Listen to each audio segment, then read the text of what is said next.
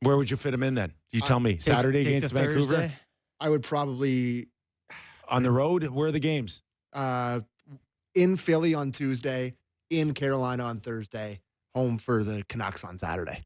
In Philly Tuesday, Carolina Thursday. So maybe Carolina Thursday goes to. Yeah. Hildeby probably Thursday. Yep. The one thing about that is Carolina leads the league in shots per game and leads the league in shots against per game. They're very good. They just get a million shots. So you're saying don't give up any low danger or medium danger shots, and Carolina's going to be testing Hildeby. They're shooting it. Okay. All right. We'll go to break here. A reminder, tonight on Sportsnet, Toronto Maple Leafs, New York Islanders, 7:30, Sportsnet Ontario. Yours truly and Justin Bourne alongside David Amber, Elliot Friedman. Get you started at 7 p.m. Eastern, which leads us to Arthur Staple, New York hockey columnist, covering the Rangers and the Islanders for The Athletic. He's up next when we return to Real Kipper and Bourne. Nick Kiprios, Justin Bourne, Sammy McKee. Let's bring in Arthur Staple, New York hockey columnist, covering the Rangers and the Islanders for The Athletic. Arthur, thanks for joining us, man. How are you? Happy New Year. Happy New Year, guys. How you doing? We're good. So just prior to this Toronto Maple Leaf back-to-back on different nights, I kind of thought that the Islanders really needed to sweep the Leafs to kind of keep that interest up. I can't imagine them losing tonight and people still thinking that they're going to be in a playoff race, or like where do you see tonight's game for the Islanders as a statement one way or another? I mean, if it's not a win and it's not the first of about 5 or 6 in a row. Ooh, you saw Boston and Vegas really coming only, too, right? Yeah, I mean, this is headed in one direction for this team, and they obviously were missing some guys for a long period of time. They had Barzal was out for 6 weeks. Duclair was out even a little bit longer. Adam Pelech was out. Alex Romano was out. Important guys. But the games still count when those guys are out, and they just didn't put enough together to really inspire any confidence. You know, you think back to around this time last year when Lane Lambert's job was in trouble. They were way better than this team, record-wise and results-wise. They just don't seem to have it. And it's, we've seen it happen the last couple of years, and Lou Lamoriello has tried to shake things up in January 2 years ago with the Bo Horvat trade. They got into the playoffs last year, bringing in Patrick Roy and getting Lambert. They got into the playoffs. I don't know how many times you can go to that well, but they're way further back than they were either of those 2 years. So it doesn't seem like it's going to happen this time. In your article on The Athletic, you mentioned that there's something like there's a reckoning coming here. And I don't know specifically, and I know that you don't have a specific answer either, but like, how does this team turn this around? They look a little old and slow, but I mean, there are some good pieces there. Is this about replacing the GM, replacing the coach, or a big trade for you? I think it's just about taking the team in a different direction, whether that's, Scott Malkin, the principal owner, whether he decides that it's time to move on from Lou. And, people like to talk about Lou. He's obviously 82 years old. He's still sharp as he's been, Yep. But, GMs lose their jobs when they don't perform. And it's nothing to do with his age or anything. It's just, I think he stuck too long with this group. And, you've got some guys coming up on UFA, Brock Nelson, who's been here a long time, Kyle Palmieri, who's been here a long time. You've got J.G. Pageau, who's still got some appeal, I think, with another year left. Even maybe Anders Lee, their captain, who's got a year left. You got to start being proactive with these guys and changing it around. I agree. I don't think this is we're going to see a Chicago or San Jose situation with this team. They've got a goalie who's pretty good. They've got Noah Dobson and Romano, who are a pretty good top pair, both still young guys. You've got Matt Barzal, you've got Horvat locked up. So like you said, there are good pieces. I don't think they have to tear it all down, but you got to start going in a different direction. And it doesn't seem like they're quite committed to that yet. They still got some time, but I kind of feel like the way things have been going the last 3 years, you have to start setting out in a new direction and making sure that people know about it around the league, because their calling card was being hard to play against when Barry Trotz was the coach, and same guys, a lot older. They're not even that hard to play against anymore. So what kind of identity do you have? You have to change it up at some point. We're talking to Arthur Staple, covers hockey for The Athletic, New York Rangers, New York Islanders. So when we look at some presidents or general managers around the league with the Hall of Fame status, they're looked differently compared to maybe others, peers around the league here. Does Lou Lamoriello have that same kind of buffer zone with the ownership group where, like you said, maybe there might have been a change if it was anyone else, but there's still that magic that they're looking from Lou? I think when he came in, it was this ownership group, Scott Malkin and his minority owners. It was their first big move. They got rid of Garth Snow. They kind of changed things over from when they bought the team from Charles Wang a couple of years earlier. Went in a new direction. And when you hire Lou Lamoriello, it didn't happen in Toronto, but obviously it's what he set down in Jersey it's Lou's show. And, he controls hockey operations. He doesn't take a lot of input from anybody. It's a very tight-knit group. So they turned the keys over to Lou, and it was pretty successful right from the start with hiring Trotz and with getting that identity of being a grinded-out team and consecutive semifinals during the COVID years and 2 GM of the Year awards for him. He made all the right moves, but I think that some of the contracts that he's given out, you'd probably look to go in a different direction. I think the difficulty for Scott Malkin is once you turn the keys over to Lou, you better have a plan B in mind, and it's not really something you don't have a guy ready to take over who's already in the organization. Really be only a couple of AGMs, and one of them is Lou's son, Chris Lamoriello, who's been here a little while. So I think, if you're going to take it in a new direction, it's going to take some time. You got to build out a front office, change some things around, find some people who have some experience running teams to be able to kind of essentially start the front office from scratch. And that's a big undertaking. So I don't imagine they go into it lightly, and I don't know how you proceed for now. If you're going to make that change, do you give Lou the leeway to make the changes that you deem necessary, or do you kind of let him do what he does, which is run the team his way? A lot of questions to be answered, I think, and I don't know if we're going to really hear about them in the coming months. Obviously, the fan base is pretty unhappy with the direction of the team the last couple of years, and I think it's more a conversation for the off season. But you got to make your moves quick because there's still a lot of important things to be done with this franchise and trying to turn it around. Stuff in season in terms of selling off some assets and then trying to rev it back up by signing people or trading or whatever with the cap space that you get in the summer. You mentioned Chris Lamoriello, and is there a thought that maybe Lou could be, shifting over and passing the torch to his son? And if so, would that be well received? How do you think that could play out? I think that's a succession plan you put in place when things are going well, Kipper.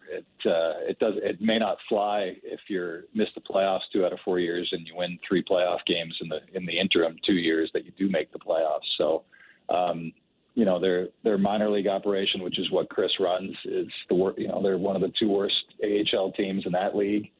Not a lot coming. So I think it would be a hard sell to the fan base if ownership said we're going to let Lou have a succession plan that he wants. I think you may have to really start fresh, and that's a week or so ago, I wrote a story saying like, who could you get? You're not doing a first time general manager or somebody who's never been involved in the team side before in this kind of situation. So maybe you wait till the off season to see what shakes out elsewhere.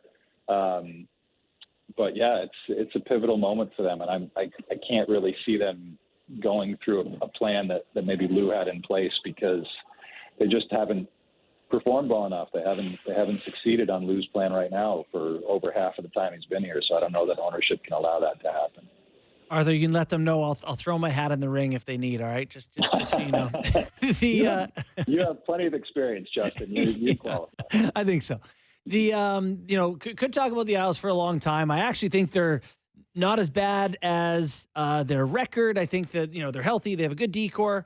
The coaching hasn't been great. There's lots going on there. But we only have you for like another 5-10 minutes, and we can't not talk about the New York Rangers, who I can't remember a team starting 12-4 being this much of a tire fire halfway through the season. It seems like they've identified the dressing room as a major problem there, that maybe they're too Leafs all in on center hunt, Treliving's bold moves could shape Toronto's future.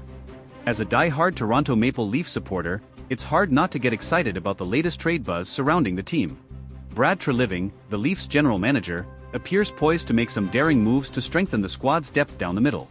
The whispers of significant trades are growing louder, and Elliotte Friedman of Sportsnet has added fuel to the fire with his recent revelations. The situation has become even more pressing as the Leafs grapple with the ongoing upper body injury to team captain Austin Matthews. Matthews has already missed the last 4 games, and while the team is doing its best to stay afloat, the need for reinforcements at center is undeniable. Treliving, it seems, is ready to part with valuable assets to address this glaring need. The centers on Treliving's radar. Names like Jake Evans from the Montreal Canadiens, Brock Nelson from the New York Islanders, and the Philadelphia Flyers' Morgan Frost have been mentioned as potential targets. These players bring a mix of experience and skill, each offering something unique to the Leafs lineup. But, as Friedman highlighted during his appearance on the Fan 590's The Fan Hockey Show, the price tags for these players vary significantly. That's the number one thing he's, Treliving, been looking at all season, Friedman noted, emphasizing the GM's focus on finding the right fit at center. This isn't just about plugging a hole, it's about finding a player who can elevate the team to new heights. Priorities in focus. While some fans might argue that the Leafs need help on defense, Friedman suggested that Treliving's primary focus is elsewhere. They did a lot of their work in the off-season. I think now there's a question if they need to go find someone to play with Morgan Rielly, he explained. But, it's not their number one priority. I believe their number one thing all season has been, let's find another center. This clear focus on center depth speaks volumes about Treliving's strategy. The Leafs are willing to pay a hefty price, but there's a caveat: the player must come with term. Why term matters? The preference for term isn't just a strategic move, it's a sign that Treliving is thinking long-term. Rentals can be tempting, especially for a team looking to make a deep playoff run, but they often come with risks. One of the things I've heard is that if they're going to spend assets on a center, they would prefer it to be someone with term, Friedman revealed. This approach ensures that any trade made benefits the Leafs beyond the immediate future. Internal struggles and potential fits. Internally, the Leafs have tried to find solutions. Fraser Minton showed promise earlier this season, but the organization prefers to let him develop further with the Marlies. Meanwhile, the Leafs' current lineup has struggled to maintain its depth in Matthews' absence. One intriguing option could be Vincent Trocheck from the New York Rangers. With the Rangers facing their own challenges, could they be persuaded to part with a player like Trocheck, who already has chemistry with Leaf stars from last year's All-Star game? The road ahead. As the calendar flips to 2025, the trade deadline looms larger. Treliving's actions in the coming months will undoubtedly shape the Leafs' playoff aspirations and potentially their long-term future. For Leafs fans, the anticipation is palpable. Every move, every rumor, and every game feels like a piece of the puzzle. Treliving's willingness to swing for the fences shows a commitment to bringing a championship to Toronto, a dream that has eluded the franchise for far too long. Why this matters? This isn't just another season. This is a chance for the Leafs to solidify their identity as a contender. With Matthews expected to return and the possibility of a major trade to bolster the lineup, the team is poised to make a statement. Treliving's boldness, combined with the team's potential, makes it an exhilarating time to be a Leafs fan. Whether it's Evans, Nelson, Frost, or another unexpected addition, one thing is clear: the Leafs are in it to win it. So, buckle up, Leafs Nation. The journey ahead promises to be as thrilling as it is unpredictable. Treliving's moves could define the legacy of this team, and, hopefully, end the championship drought that has haunted Toronto for decades. The weight of expectations. The Leafs are no strangers to the pressure of the spotlight. Toronto is a hockey city, and the Maple Leafs are its beating heart. Every move made by management is scrutinized, every decision debated endlessly by fans and analysts alike. Treliving stepped into a challenging role when he took over as GM, and his willingness to take bold steps shows he understands the weight of these expectations. What makes this moment particularly critical is the team's current window of contention. With stars like Austin Matthews, Mitch Marner, and William Nylander in their prime, the Leafs are in win-now mode. The front office knows that wasting even a single season could have long-term repercussions. Austin Matthews, the catalyst. Matthews' injury has highlighted just how crucial he is to the team's success. While his absence has been manageable in short bursts, it's clear that the Leafs' center depth isn't built to withstand prolonged stretches without their captain. This has amplified the urgency to bring in another center who can contribute immediately and lessen the load on Matthews when he returns. The captain's recovery timeline is still uncertain, but Treliving's proactive approach suggests the team isn't willing to gamble on waiting too long. The goal is clear: solidify the lineup so that when Matthews is back, the Leafs are firing on all cylinders. The cost of boldness. The term significant assets isn't used lightly. Whether it's high draft picks, promising prospects, or even current roster players, Treliving is signaling that no stone will be left unturned. The Leafs' prospect pool is respectable but not overflowing, meaning any trade will have to be meticulously calculated. There's also the financial aspect. The Leafs are a team that operates near the salary cap, so any addition will require shrewd cap management. Could Treliving pull off a move that strengthens the roster without hamstringing the team's flexibility? If he does, it would be nothing short of a masterstroke. The fan base's role. Leafs Nation, passionate as ever, has already begun dissecting potential trade scenarios. Social media is abuzz with debates about who should be targeted and what assets should be sacrificed. Fans understand the stakes, and there's a growing sense of anticipation, bordering on impatience, for Treliving to make his move. It's a delicate balance for the GM. While fans demand immediate results, he must ensure that any deal aligns with a long-term vision of sustained success. The pressure to deliver is immense, but so is the potential reward. Comparisons to past GMs. Treliving's approach invites comparisons to his predecessors. Some GMs were criticized for being too conservative, while others were seen as overly aggressive. Treliving, however, seems to have struck a balance. He's willing to take risks, but only if they make sense for the team's broader goals. This calculated boldness is exactly what the Leafs need in this pivotal moment. If Treliving can pull off a game-changing trade, he could cement his place as one of the most effective GMs in recent Leafs history. The trade deadline looms. The NHL trade deadline is one of the most exciting times of the year, and this season promises to be no exception. With the Leafs actively shopping for a center, every rumor and report will be magnified. Other teams are watching closely, too, as any move by Toronto could shift the balance of power in the league. It's not just about who the Leafs acquire, it's about what message the move sends. A major trade would signal to the league, and to their own players, that Toronto is all in. That kind of confidence can be infectious, sparking a surge of momentum heading into the playoffs. Lessons from the past. Leafs fans have seen their fair share of trade deadline moves over the years, some more successful than others. From acquiring veterans to bolster playoff runs to making unexpected gambles, the franchise's history offers lessons for Treliving. The key will be avoiding the pitfalls of overpaying for short-term fixes while maximizing the impact of any new additions. The future of Fraser Minten. One of the most intriguing subplots is the development of Fraser Minten. The young center has shown flashes of brilliance but remains a work in progress.